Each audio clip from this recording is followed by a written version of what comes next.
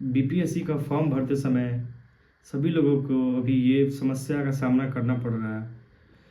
दरअसल अभी कुछ दिन पहले 16 तारीख से जो 1 to 5 का फॉर्म भरा जा रहा है, उसमें रजिस्ट्रेशन फ्रेश कैंडिडेट का करने के लिए लिंक ऑप्शन नहीं आ रहा है, जिसको हम लोग आज बताएंगे किस तरीके से आपका 1 to 5 के लिए नए सिरे से रजिस्ट्रेशन करना है। जिन्होंने बीएड नहीं किया है, जो 1 to 5 के साथ डीएलएड किए हैं, और उनका फ्रेश रजिस्ट्रेशन कैसे होगा।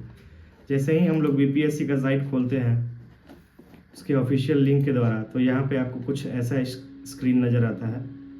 इसमें आपको ये जो पहले से लिंक यहाँ पे नज़र आ रहा है कि एडवर्टीजमेंट नंबर 7।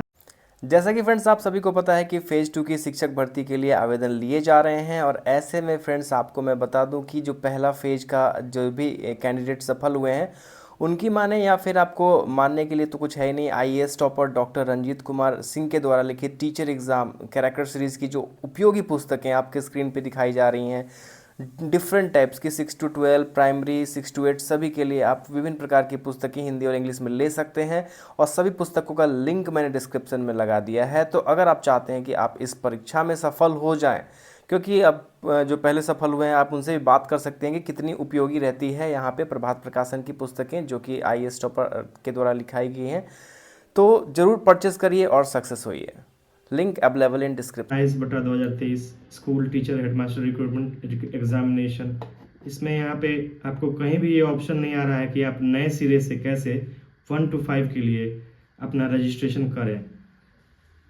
विभाग ने अपने पिछले नोटिफिकेशन में ये बताया है कि ऑलरेडी जो कैंडिडेट 6 to 8 का फॉर्म भर चुके हैं वो अपने उसी यूज़र नेम और पासवर्ड से लॉगिन करके अंदर के सेक्शन में एक ऑप्शन आ रहा है रजिस्ट्रेशन करने के लिए, वो वहाँ से कर सकते हैं। लेकिन फ्रेश कैंडिडेट कैसे रजिस्ट्रेशन करेंगे उसके लिए यहाँ पे कोई ऑप्शन नहीं आ रहा है। तो उसके लिए हम लोग बताएंगे कि आपको करना क्या है।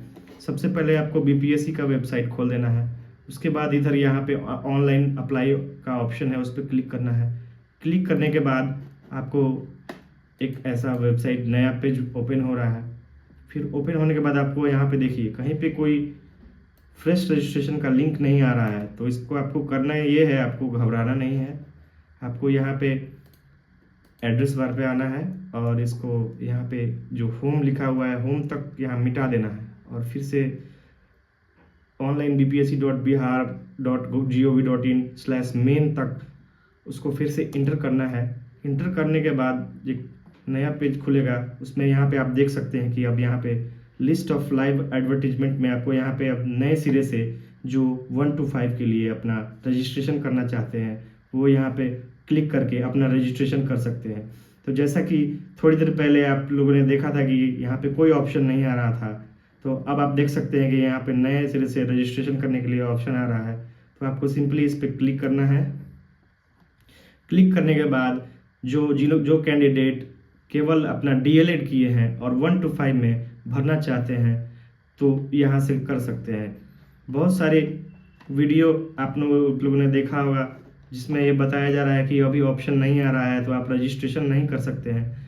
ऐसी कोई बात नहीं है, ये कल से ही लिंक यहाँ पे दिया गया है, लेकिन बस वही है कि कुछ टेक्निकल खामियों की वजह से वो नज़र नहीं आ रहा है, या फिर आप लोग सही से वेबसाइट का जो एड्रेस है वो उस पर नहीं डाल रहे हैं। आप लोग सही से वेबसाइट का एड्रेस डालेंगे तो ये आएगा, या फिर जैसे हम लोगों ने बताया है वैसे आप करेंगे तो आप नए सिरे से रजिस्ट्रेशन कर सकते हैं। अब मैं आपको रजिस्ट्रेशन पूरा करने के लिए कैसे सही भरें, कैसे कैसे क्या क्या करना है, कैसे कैसे यहाँ तक नीचे तक जाके अपना सक्सेसफुली रजिस्ट्रेशन करना है, वो आपको स्टेप बाय स्टेप बताऊँगा। तो सबसे पहले आपको क्लिक करने के बाद अपना यहाँ पे पेज खुलेगा, उसमें अपना पर्सनल इन्फॉर्मेशन सही डालना है। आप अपने मैट्रिक का जो सर्टिफिकेट होता है या फिर मार्कशीट होता है उसमें जैसे नाम लिखा हुआ है वैसे ही, बिल्कुल वैसे ही यहाँ पे लिखेंगे। कोई भी स्पेलिंग में डिफरेंस नहीं होना चाहिए, वरना आपको आगे समस्या का सामना करना पड़ सकता है। तो सबसे पहले अपना यहाँ फर्स्ट नेम लिखेंगे, फर्स्ट नेम लिख दिया। फिर आपका लास्ट नेम लिखेंगे, फिर फादर्स नेम लिखेंगे,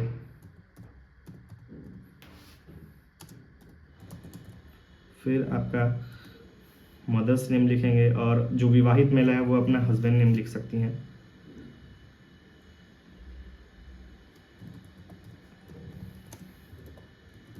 उसके बाद हमको अपना आधार कार्ड डालना है। यहाँ पे जिनके पास आधार कार्ड नहीं है वो पैन कार्ड और ड्राइविंग लाइसेंस भी डाल सकते हैं, लेकिन उनके लिए उसको 200 रुपये का अधिक चालान कटवाना पड़ेगा, क्योंकि वो आइडेंटिफिकेशन के लिए वो बीपीएससी वेरीफाई करती है, उसके लिए वो 200 रुपये अधिक चालान काट रही है, जो आपको रजिस्ट्रेशन करने के बाद पेमेंट करना पड़ेगा। तो अगर कुछ आधार में कुछ गलती है, या फिर आपके एकेडमिक जो 10th क्लास का जो मार्कशीट है उससे आधार में स्पेलिंग वगैरह मैच नहीं कर रहा है, या डेट ऑफ बर्थ मैच नहीं कर रहा है, तो आप दूसरे आपका जो आईडी है उससे, पैन कार्ड से या ड्राइविंग लाइसेंस से मैच कर रहा है तो उससे भर सकते हैं, लेकिन आपको 200 रुपये अधिक चालान भरने पड़ेंगे। तो यहाँ पे जैसे आधार कार्ड का नंबर डाल देना है, आधार कार्ड का नंबर डाल के फिर इसमें आपको ये ध्यान रखना है कि यहाँ पे जो आधार का पीडीएफ डालना है, उसको आप एक पेज में आधार का पीडीएफ बना के, और आपको ये कोशिश करना है कि आपको जो पीडीएफ का साइज है वो 95 KB से ऊपर नहीं बनाने के लिए, नहीं तो वो अपलोड करने में समस्या आती है। आपको ये ध्यान रखना है कि 95 KB से नीचे ही का ही फाइल रहे, और उसको यहाँ पे हम लोग सिलेक्ट कर लेंगे। जैसे यहाँ पे हम लोगों ने अपलोड कर दिया। आप अपलोड करने के बाद यहाँ देख सकते हैं, हालांकि ये टेस्टिंग वीडियो है इसलिए इसमें कुछ नज़र नहीं आएगा आपको, हम लोग आपकी जानकारी के लिए बना रहे हैं। फिर यहाँ पे भारत के निवासी हैं उसमें क्लिक करना है, बिहार के परमानेंट रेसिडेंट हैं उसको आपको क्लिक करना है। फिर आपको यहाँ पे अपना निवास प्रमाण पत्र जो आपको ब्लॉक से बनता है, वहाँ पे उसका जो सीरियल नंबर है, सर्टिफिकेट नंबर, वो डालना है। जैसे BRCCO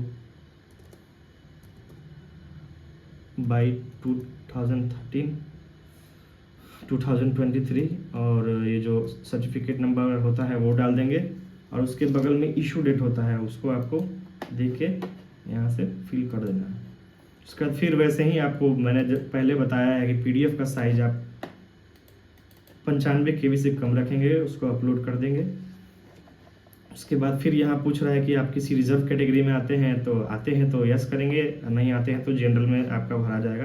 तो जैसे यहाँ मैं बता रहा हूँ EWS के लिए, तो यहाँ मैंने यस किया है, EWS में क्लिक किया है। अब आपसे यहाँ पे आपके जाति का नाम पूछेगा कि आप भूमिहार हैं, ब्राह्मण हैं, या फिर SC ST हैं, SC लोगों के लिए, या OBC के लिए दूसरे जाति हैं, तो आपको अपना यहाँ जाति चूज कर लेना है। उसके बाद यहाँ पे आपसे आपके EWS का नंबर पूछा जा रहा है। जैसे ही आप यहाँ पे क्लिक करेंगे EWS, SC ST या EBC या BC, तो आपको यहाँ पे उसका, जैसे जनरल वाले लोगों के लिए EWS सर्टिफिकेट बनता है तो उसके लिए वो यहाँ नंबर मांगने लगेगा। SC ST वालों के लिए सिर्फ जाति प्रमाण पत्र ही बनता है तो उसका नंबर डालेंगे, और EBC और BC जो है उनका नॉन क्रीमी लेयर सर्टिफिकेट बनता है तो उसका नंबर यहाँ पे डालना है।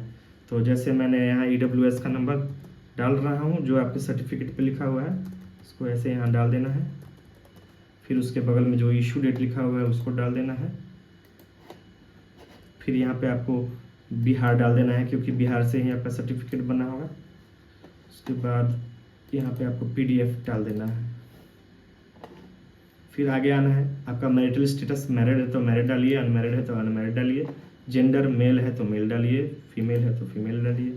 उसके बाद फिर यहाँ आगे बढ़ेंगे। यहाँ पे पूछा जा रहा है कि क्या आप स्वतंत्रता सेनानी के नाती पोते हैं कि नहीं, तो जो हैं वो यस करेंगे, जो नहीं है वो नो करेंगे। जो हैं उनके लिए यहाँ पे यस करने पे आपको एक आपके जिला के द्वारा, मतलब DM के द्वारा जो एक प्रतिनियुक्त पदाधिकारी होते हैं, उनका कार्यालय होता है जिला में, वहाँ से वो सर्टिफिकेट निर्गत किया जाता है।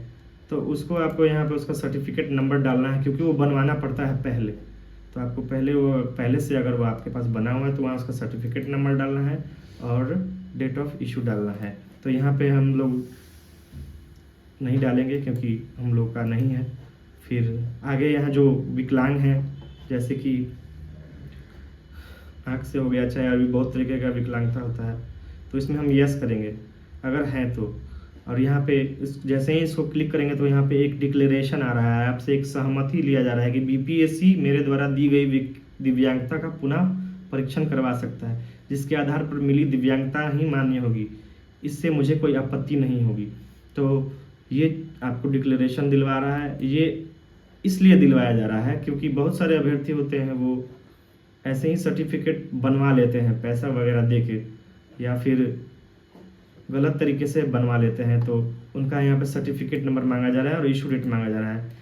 तो यहाँ पे हम लोग जो विकलांग हैं, जो दिव्यांग हैं, वो यहाँ पे यस करेंगे। यस करने के बाद आपसे पूछा जाएगा कि आप किस टाइप से विकलांग हैं। जैसे जो दृष्टिबाधित हैं वो विजुअली डालेंगे, जो कान से हैं वो हियरिंग डालेंगे, और जो पैर या हाथ से विकलांग है वो ऑर्थोपेडिकली डिजेबल डालेंगे। और एक से अधिक होने की स्थिति में ये वाला नीचे वाला डालना है, या फिर मानसिक स्थिति वाले में ये डालना है। तो जैसे ही आप इसमें डालेंगे तो आपसे सर्टिफिकेट नंबर पूछेगा। तो आपका ये सर्टिफिकेट नंबर एक आजकल UDID बनता है, अगर वो है तो वो डालें, नहीं तो आपके सिविल सर्जन द्वारा जो बनाया जाता है, जो आपको पहले मिला होगा, उसमें आपको सिंपली यहाँ पे अपना सर्टिफिकेट नंबर डाल देना है। उसके बाद इशू डेट डाल देना है। उसके बाद यहाँ पे आपको चुनना है, अगर किसी मेडिकल कॉलेज के द्वारा बना हुआ है तो मेडिकल कॉलेज वाला ऑप्शन चुन लेना है, नहीं तो यहाँ पे सिंपली यहाँ आना है नीचे, और सिविल सर्जन CMO दिया हुआ है। तो पहले जो भी सर्टिफिकेट बनते थे वो सिविल सर्जन CMO के द्वारा ही, चीफ मेडिकल ऑफिसर के द्वारा ही बनते थे। तो आपको ये सिलेक्ट कर लेना है अगर आपके पास पुराना वाला सर्टिफिकेट है तो, और इसमें अपना लिख देना है कि किसने बनाया है, सिविल सर्जन कम CMO आपके सर्टिफिकेट पे लिखा होगा। जैसे जो भी जिला है आपका, जहानाबाद लिख देना है, चाहे जो भी आपका जिला हो वो लिख देना है, और यहाँ पे आपको सर्टिफिकेट अपलोड कर देना है। ठीक है। उसके बाद यहाँ पे बहुत सारे लोग कंफ्यूज होते हैं, जो SC ST होते हैं, चाहे दिव्यांग होते हैं, चाहे वो फीमेल होती हैं। यहाँ पे ये बहुत ज़रूरी सेक्शन है। इसमें आप यदि नो करेंगे तो आपका जो फ़ी में जो छूट मिलता है, जैसे 750 रुपये अदर कैंडिडेट्स लोगों के लिए है, चाहे मेल कैंडिडेट्स लोगों के लिए है, तो इसमें अगर आप नो करेंगे तो आपको फीस में छूट नहीं मिलेगा। आपको जो मेल कैंडिडेट है 750 रुपये का ही फीस कटेगा। जब तक आप इस पर क्लिक नहीं करेंगे कि हमको इस फीस में छूट चाहिए, SC ST हैं या फिर दिव्यांग है या फीमेल है, जब तक यहाँ पे यस नहीं करेंगे तब तक आपको छूट नहीं मिलेगा। जैसे ही नो करेंगे तो आपका चालान ज़्यादा कट जाएगा, और इसी वजह से आपको इस सेक्शन में ध्यान देना है। तो आपको यहाँ यस करना है। उसके बाद जो नियोजित शिक्षक हैं जो काम कर रहे हैं पहले से, उनको अगर हैं तो यहाँ पे यस करेंगे। यस करने के बाद अपने पद का नाम डालेंगे, ऑफिस डालेंगे, किस जिला में काम कर रहे हैं, NOC मिला होगा तो NOC बनवाए होंगे तो NOC डालेंगे, नहीं तो ज्वाइनिंग लेटर का सर्टिफिकेट नंबर डालेंगे और इशू डेट डालेंगे, और यहाँ अपलोड कर देंगे। तो अभी फ़िलहाल हम लोग का इसमें नहीं चुनना है। और उसके बाद यहाँ पे आ जाते हैं, आपसे पूछा जा रहा है कि आप क्या किए हैं, B.Ed किए हैं या DLED किए हैं, क्या किए हैं। तो आप B.Ed, अभी तो सिंपली 2 ही चीज़ चल रहा है, B.Ed या DLED, तो इसमें आपको यहाँ पे क्लिक कर देना है। उसके बाद जैसे CTET हो गया, BTET हो गया, तो उसके लिए पात्रता परीक्षा यहाँ क्लिक कर देंगे। यहाँ पे आपको दिखा भी रहा है CTET पेपर 1, BTET पेपर 1, आपको यहाँ पे ये दिखा रहा है। उसके बाद जो कार्य कर रहे हैं शिक्षक, उनके लिए दक्षता है, तो दक्षता के लिए यहाँ पे कक्षा 1 to 5 के लिए हम लोग रजिस्ट्रेशन कर रहे हैं, तो उन्होंने पास किया होगा तो उसका सर्टिफिकेट डालेंगे। लेकिन यहाँ पे हम लोग CTET वगैरह और BTET वगैरह जो किए हैं उनके लिए यहाँ पे बता रहे हैं। तो CTET पेपर में यहाँ पे क्लिक कर देंगे।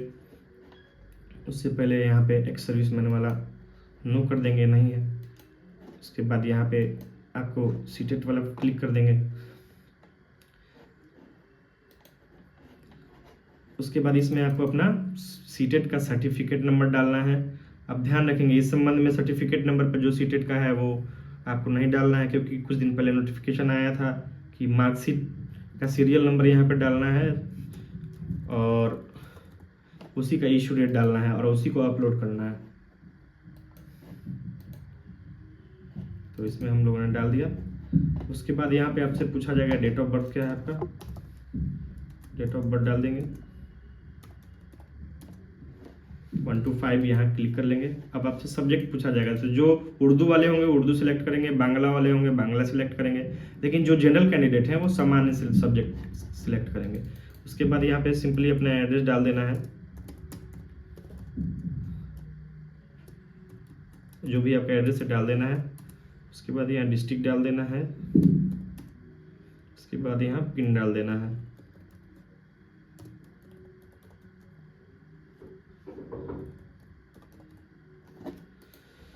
उसके बाद परमानेंट एड्रेस फिर आपका जो है अलग अलग है तो वो अलग अलग डालना है, और सेम है तो सेम डाल देना है। यहाँ पे विवाहित महिलाओं के लिए थोड़ा सा ध्यान देना है।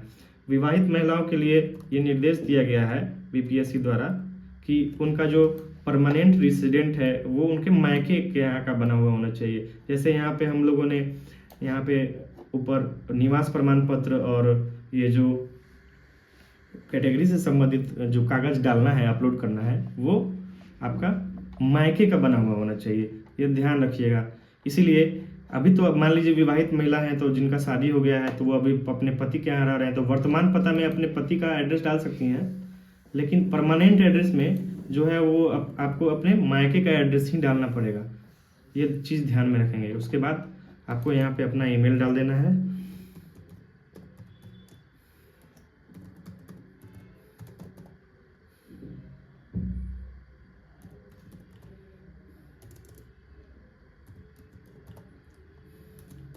फिर उसको सेम जो आपका है वही डाल देना है। इधर वेरीफाई कर लेना है, आपका वेरीफाई हो जाएगा। फिर आपका मोबाइल नंबर है वो डाल लेना है।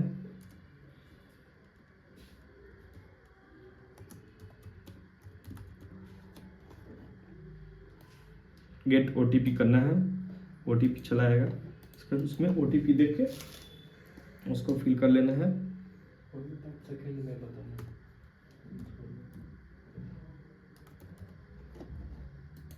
इसके बाद आपको यहाँ पे कैप्चा डालना है, जो जैसा लिखा हुआ है छोटा बड़ा उस टाइप से देख के डाल लेना है।